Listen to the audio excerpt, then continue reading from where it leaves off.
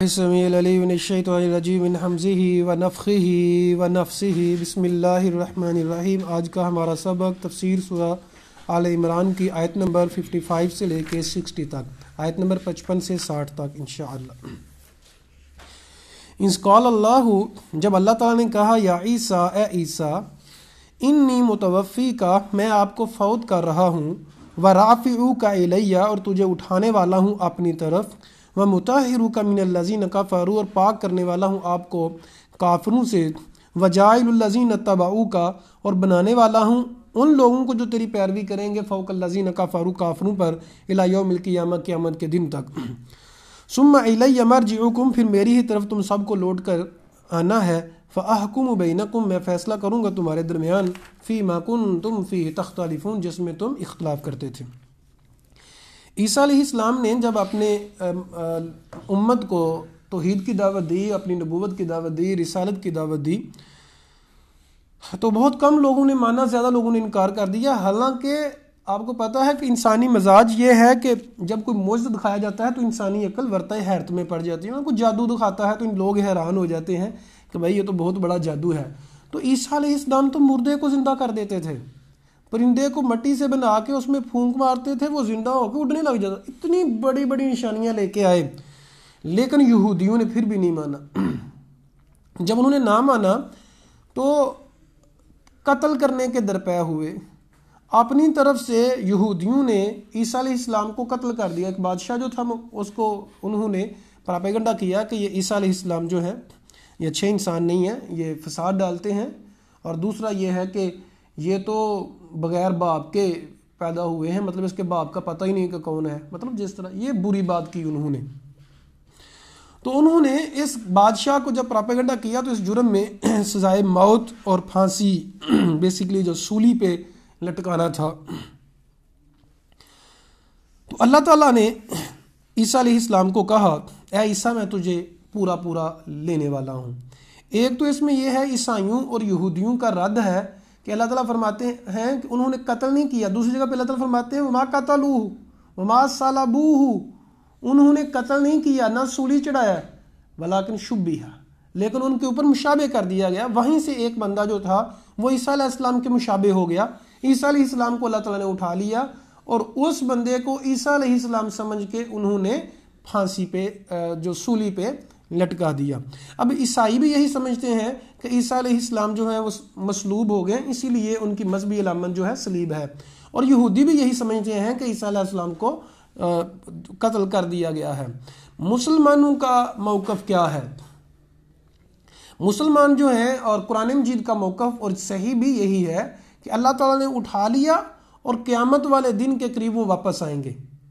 اب یہ تو سارے مانتے ہیں۔ اب یہاں آ کے قادیانی جو ہے وہ کہتے ہیں کہ جو حدیثوں میں آیا ہے نا، وہ کہتے ہیں محمد صلی اللہ علیہ وسلم کو بھی ہم نبی مانتے ہیں، لیکن یہ جو غلام احمد قادیانی ہے، مرزا غلام احمد قادیانی، یہ عیسیٰ علیہ السلام کی جگہ آیا ہے۔ یعنی کہتے ہیں، جو قادیانی کہتے ہیں کہ جو مسلمانوں کا جو عقیدہ ہے کہ وہ قیامت کے قریب آئیں گے، وہ یہی غلام احمد، مرزا غلام احمد قادیانی ہے۔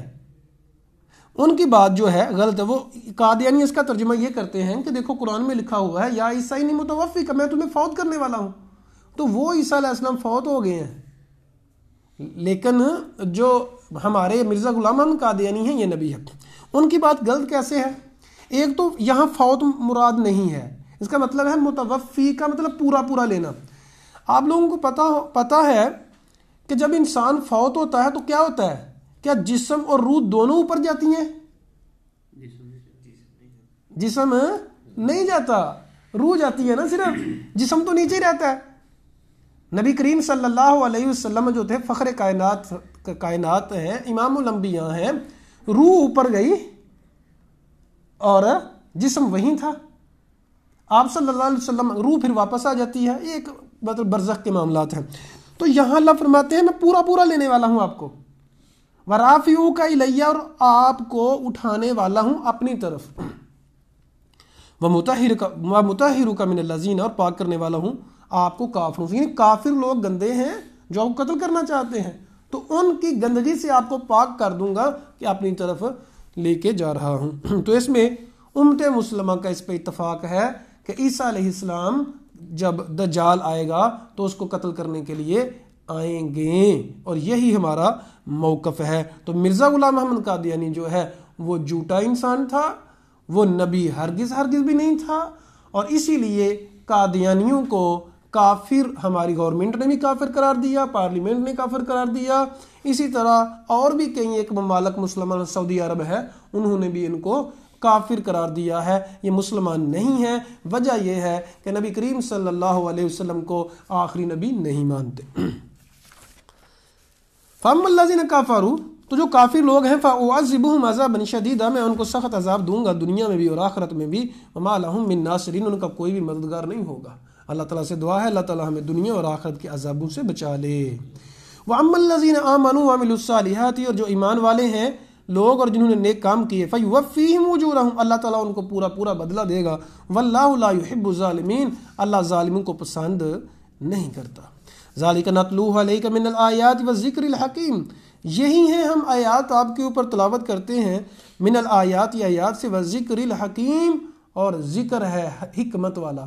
اب قرآن مجید کی تلاوت کرنا یہ ذکر بھی ہے، اور ایسے حکمت کی باتیں بھی معلوم ہوتی ہیں، زندگی کیسے گزارنی ہے، عقل کیسے آئے گی، اور زندگی کی پرابلمز، مسائل کا حل کیا ہے، تو اس میں حکمت بھی ہے اور ذکر بھی ہے، ثواب بھی ملتا ہے اور عقل بھی آتی ہے۔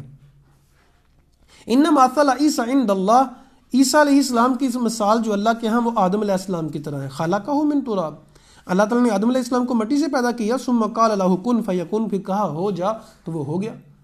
اب بغیر ماں باپ کے تھے آدم علیہ السلام، اور عیسیٰ علیہ السلام جو ہے بغیر باپ کے ہیں، تو اللہ تعالیٰ نے یہ مثال دی ہے عیسیٰ علیہ السلام کی۔